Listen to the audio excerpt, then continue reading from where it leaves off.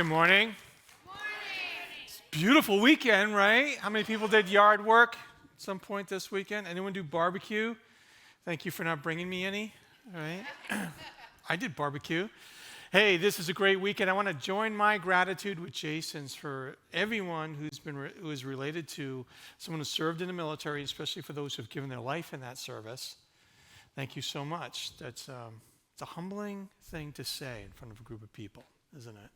I'm glad that we have this opportunity to remember so that their memory's not lost. We're in a series called Guardrails. Guardrails are important. Without guardrails, we get into trouble.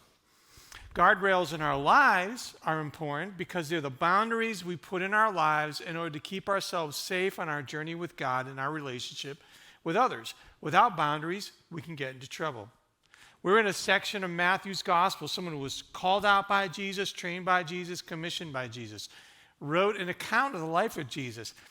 He's talking to religious leaders about the guardrails, the boundaries they've put up in their lives. And what Jesus is saying to them in this section is basically, you guys have some wrong guardrails up. Like you get guardrails in places you don't need them. And then you do have some good ones, but maybe you have them in the wrong places. Or honestly, you get so many guardrails, it's hard for you to even walk this journey of faith. And now he's talking to them. And what we're going to look at today that Jesus is saying to the religious leaders, and he's really saying to all of us, is your choices impact the condition of your soul. And you can't hide that from God. Your choices impact the condition of your soul, and you can't hide that from God.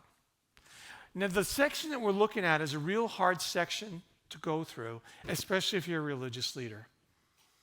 And I take that seriously as I pray walking through passages like what we're talking about today. I'm like, God, I don't want to be the hypocrite on the platform. And so as I'm doing this, I'm always searching myself when I'm preparing a message. But it's even more so when we're doing a passage like what we're looking at today. But remember what I said last week? If you're alive, which all of you are, and if you have that's maybe news to some of you. Some of you don't look alive, but that's okay. And if you have a relationship with at least one person, you have influence. And Jesus is speaking to you about how you use your religious influence to impact other people. And he's going to speak to us today like a physician who is tired of trying to get the attention of a patient who is destroying their lives. I used to think that this was Jesus just ripping it out, total anger. By the end of this message, I hope to show you where his love is speaking, though his words are hard. Because sometimes when you love someone, you're going to say hard truths. And this is what Jesus is going to do today. Now, I want to pray, because the last thing I want is to be an unclean vessel for the words of Jesus Christ.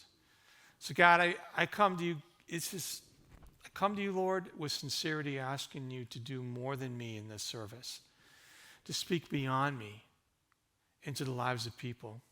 God, as you've opened up my soul and continue to do that as a physician, looking at its condition, I pray you do that for everyone in this room. And Lord, for those, there's going to be some of us for which this is hard. Please be kind to us, but firm. I do love you, and I want to serve you faithfully because I love you. And I pray you take this time as your own. Amen. So we're going to look at a sentence. Jesus repeats this sentence almost verbatim like 7 times. Woe to you, teachers of the law and Pharisees, you hypocrites. That word woe, it's 2 important words in this sentence. The first one is woe. Woe is not really a word, it's an exclamation. It's an exclamation of just like utter disbelief mixed with shock, grief, anger, sorrow. It's the idea, how could you? It might be how you'd feel if you found out that your son and daughter was bullying someone at school. How could you? It might be how you feel if your spouse came home and you found out they lost their job because they were making racist remarks at work. How could you do this? It might be how you feel if you were pumping gas, you looked across the street and you saw your pastor or an elder coming out of a strip club. And you'd be like, it's shock. How could you do this? And it's the word woe. It's how you feel when somebody's doing something and you just can't believe that they would be doing this. And what's the reason that's causing Jesus woe? Hypocrisy. He calls them hypocrites. We all know what a hypocrite is because there's a whole industry committed to it. Acting. That's what they called actors. It wasn't a derisive term. It was literally a term that they had for people who were paid to pretend to be someone that they weren't. And that's okay. You go to the movies to see hypocrites. You turn on TV to see hypocrites. Not purposefully, but you go on TV or go to the movies to see actors who are pretending to be someone that they're not and getting paid money to do that. That's their industry. The problem is when you apply that practice to other areas of life, like being a religious leader. And then suddenly hypocrisy tears your soul out, like continuous reports that keep coming out about clergy sexual abuse over their parishioners or the children in their care. And your heart is rendered open because it's hypocrisy. These are the people who say you should be able to trust them, who bring you the words of God, who say, follow my lead, and behind the scenes are doing things that tear your heart out. So Jesus is talking to people who are pretending to be what they're not. Maybe they're pretending to be Christians. They're pretending to be great role models. They don't necessarily have to be pastors, right? They could be volunteers in ministry. They don't even have to be volunteers. It could just be anyone who identifies themselves with Christ and is living a secret life. People are putting into practice things that they wouldn't want you to see. People who are not admitting that.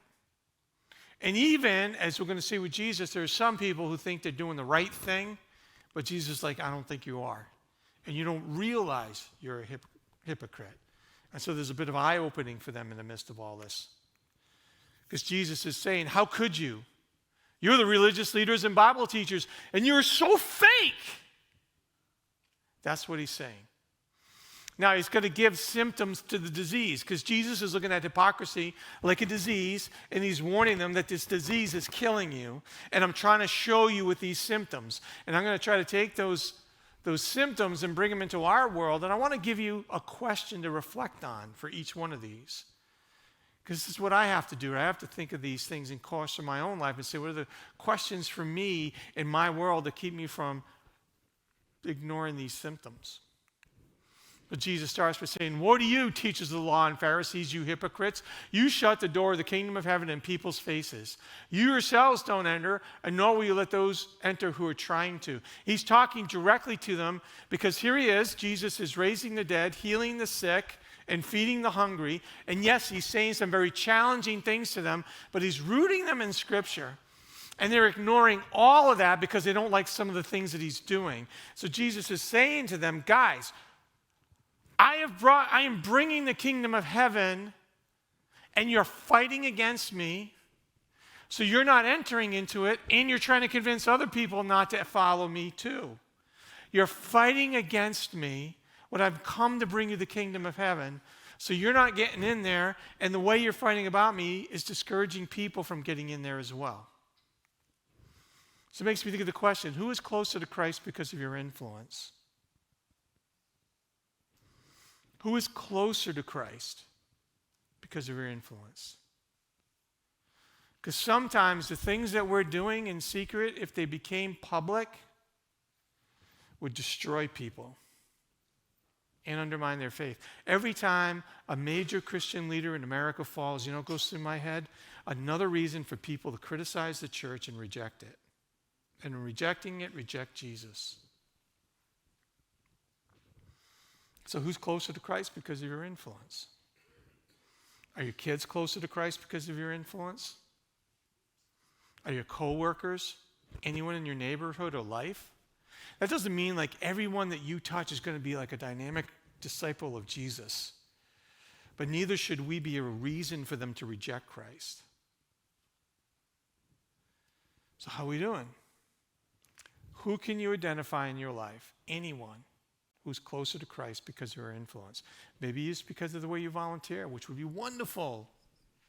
Maybe it's the way you've changed your life in dealing with your past, which now once was an obstacle, has now become an inspiration, which is wonderful. But who is closer to Christ because of your influence? Woe to you, teachers of the law and Pharisees, you hypocrites. You travel over land and sea to win a single convert, and when you succeeded, you make them twice as much a child of hell as you are. Gee, Jesus, tell me what you're really thinking. Right? And what is Jesus saying? It's like you celebrate how you proselytize, but you don't examine the quality of your converts. Because if you ever notice that if you don't deal with the sin in your life, it tends to be passed on to another generation. And sometimes when it's passed on, it's twice as bad as it was for you.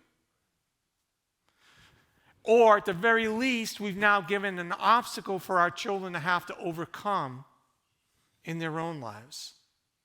But our influence, it leads you to the question, are the people you influence more like Christ or are they more like you?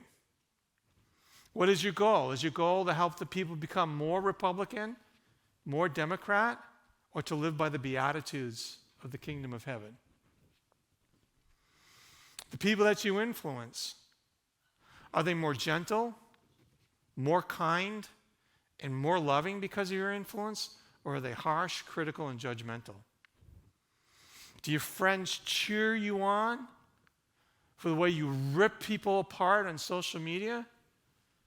Or do they say to you they appreciate that you stand out like light in the darkness? Who's more? Are they more like Christ or are they more like you?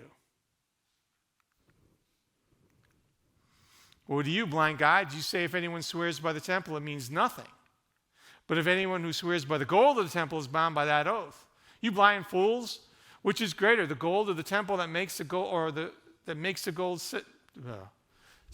gold or the temple that makes the gold sacred? You also say if anyone swears by the altar, it means nothing, but anyone who swears by the gift on the altar is bound by that oath. You blind men, which is greater, the gift or the altar that makes the gift sacred?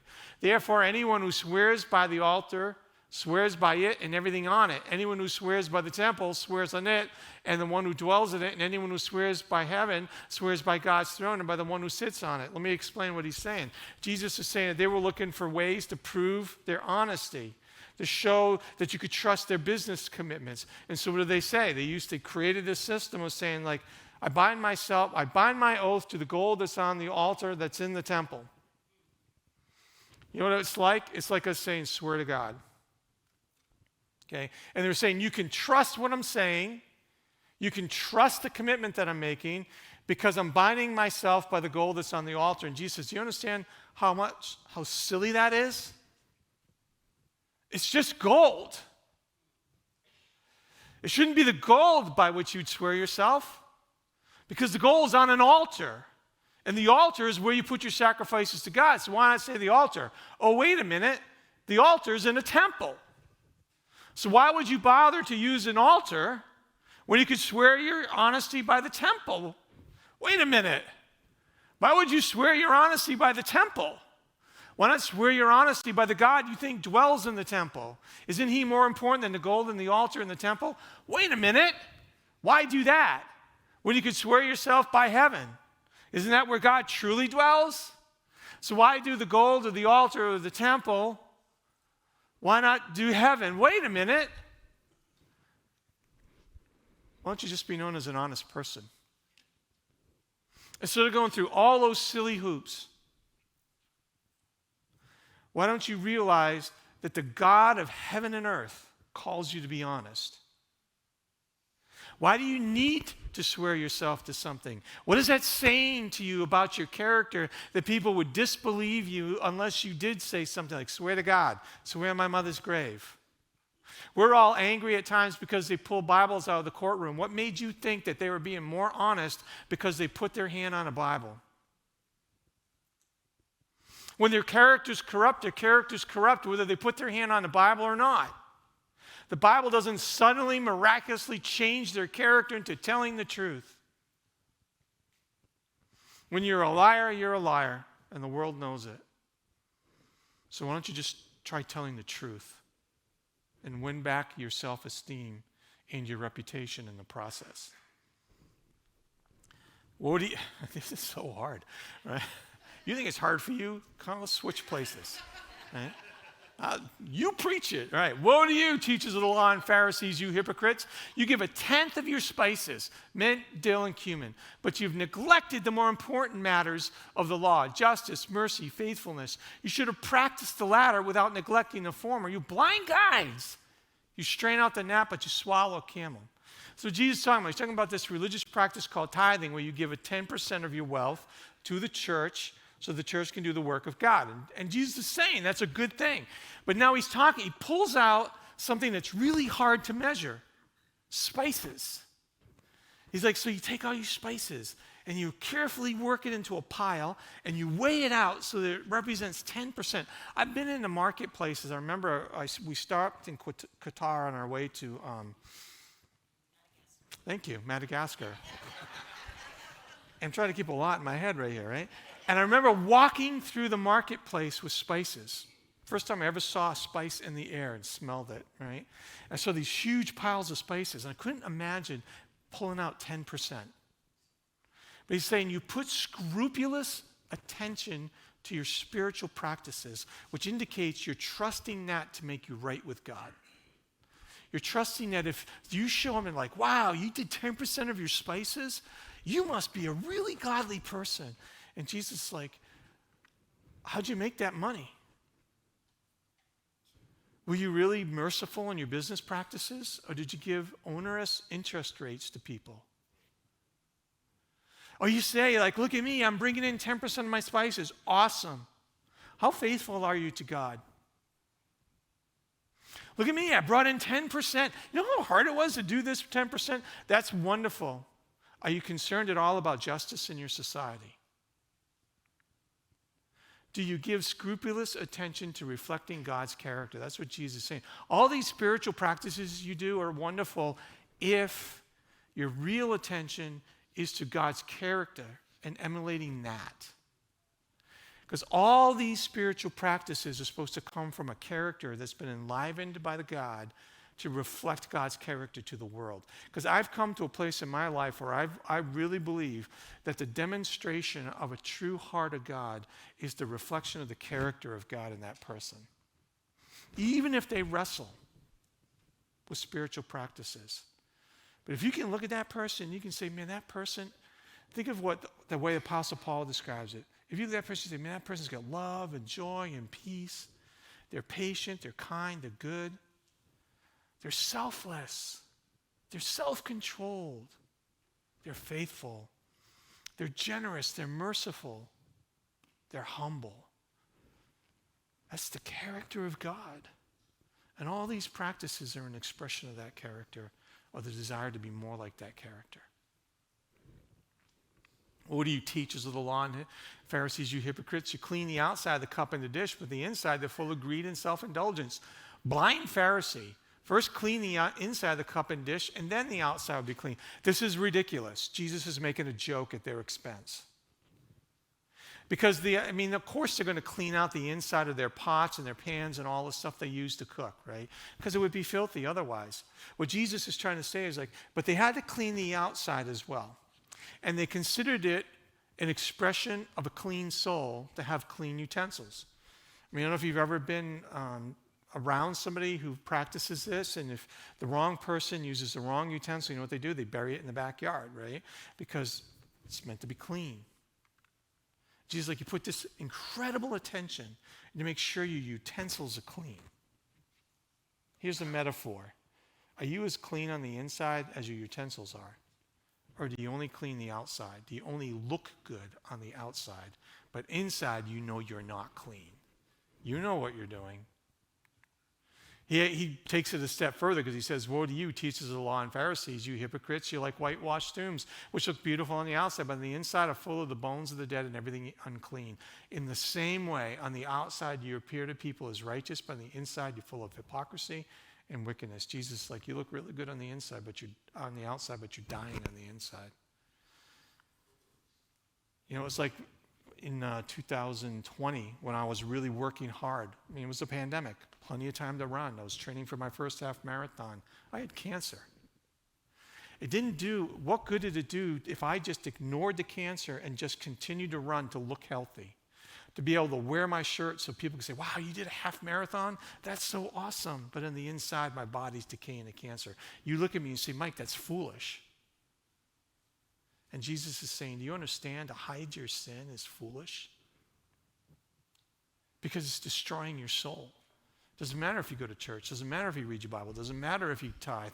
And so that everyone sees what a good person you are. If on the inside you're holding on to what he calls a wickedness, that's a disease, that's just deteriorating your soul. Why would you do that? Do you ground your faith in your soul's condition? Why do you do what you do for your spiritual practices? And when you do that, are you looking for freedom? Are you really discovering forgiveness? Are you really trying to build a character that reflects the character of God to the world? Or are you just going through the motions? Woe to you, teachers of the law and Pharisees, you hypocrites! You build tombs for the prophets and decorate the graves of the righteous, and you say, oh, if we had lived in the days of our ancestors, we would not have taken part with them in shedding the blood of the prophets. We do this all the time when we read the Bible. We call it moral superiority. Everyone in this room, you know what we think? If I was alive when Jesus was walking the planet, I would have been a disciple. I wouldn't have been a Pharisee. Are you sure? Because all the Pharisees were trying to be right with God. Would you have left your job? Would you have walked out of the house for months on time? Would have you lived in the wilderness wondering where your next meal is going to come from? Would you have endured those moments when the crowds were fighting against you, or the prophets, the Pharisees and the Sadducees and the religious leaders we've been talking about were tearing down at Jesus? Would you have stood up to that? Because Peter didn't. And we like to think, I'd be better than Peter. One of the things I've always said about me is like, man, my whole life I've strived to be like people like Daniel and like John in the Bible. John went all the way to the edge of the cross, and I end up being more like Peter. Right? Spectacular things, spectacular success, and spectacular failure. And he goes on to them. He says, so you testify against yourselves that you are the descendants of those who murdered the prophets. Go ahead then. Complete what your ancestors started. You snakes, you brood of vipers. How will you escape being condemned to hell? Jesus is saying to the people who are talking and fighting against the very Son of God, he's like, you're telling me that back then you would have protected the prophets, but here I am, a prophet of God, and you want to crucify me. You think that's going to be good with God? In the very Gospels themselves, John the Baptist, who was calling out political leaders for their moral failure, was killed. Therefore, I am sending you prophets and sages and teachers. He's talking about the disciples. And some of them you're going to kill and crucify, which they did. Peter was crucified. Others you'll flog in your synagogues and pursue from town to town. That's the first couple of chapters in our history book called Acts. And so upon you will come all the righteous blood that has been shed on earth, from the blood of righteous Abel to the blood of Zacharias, son of Berechiah, whom you murdered between the temple and the altar. Truly I tell you, all this will come on this generation. What is Jesus saying? He's like, guys, sin brings wrath. And you really think you're not going to get wrath by crucifying me? So let me ask you a question. Do you see yourself in the sins of your ancestors, and can you guard against it? A little bit of a complex sentence. But think of it this way. Look at what I just said. When you look at the Gospels, do you say, I would have been a disciple? I wouldn't have been like those Pharisees. Do you see the arrogance in your own life? Do you see the pride? Do you see your spiritual blindness? Do you see the reliance on your practices versus your soul?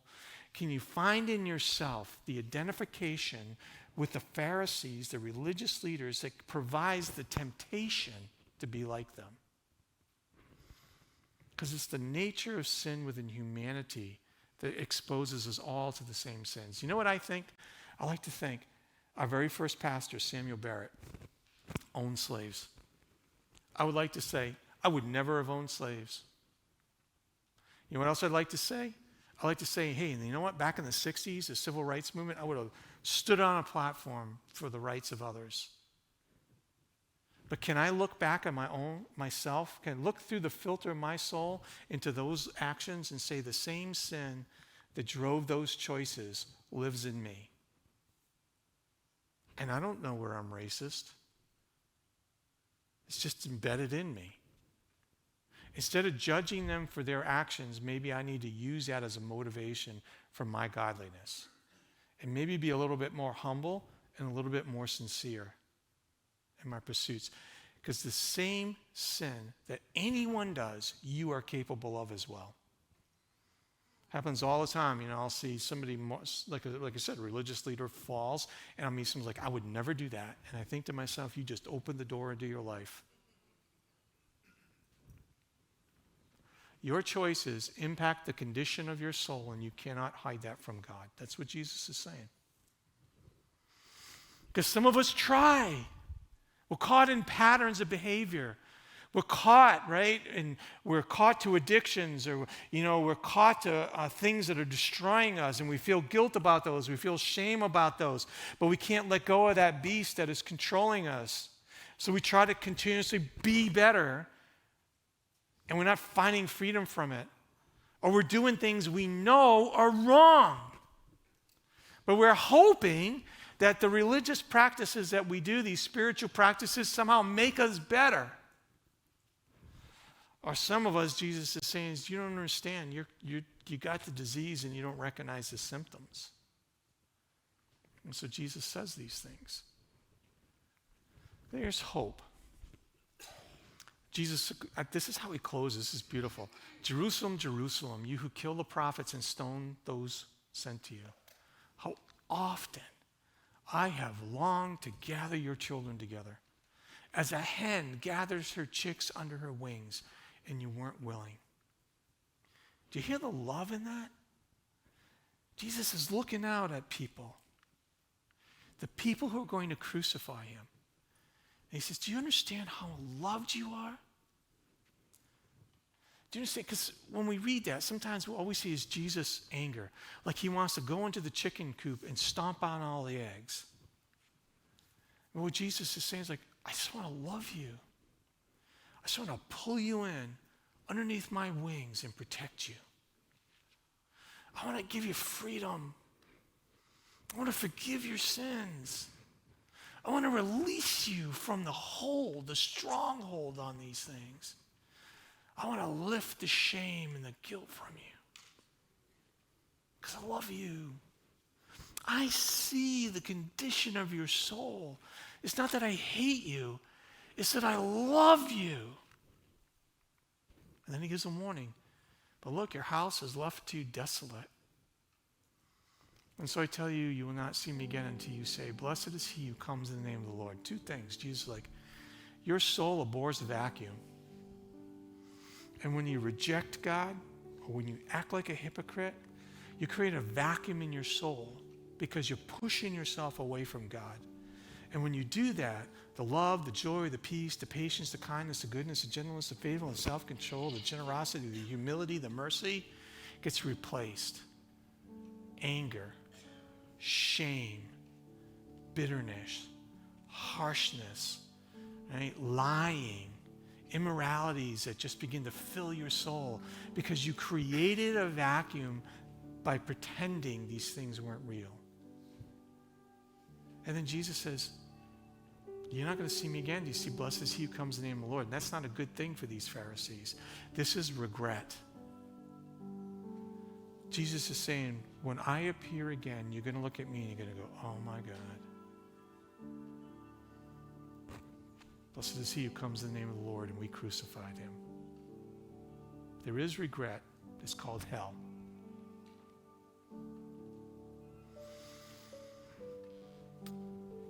Your choices impact the condition of your soul, and you cannot hide that from God.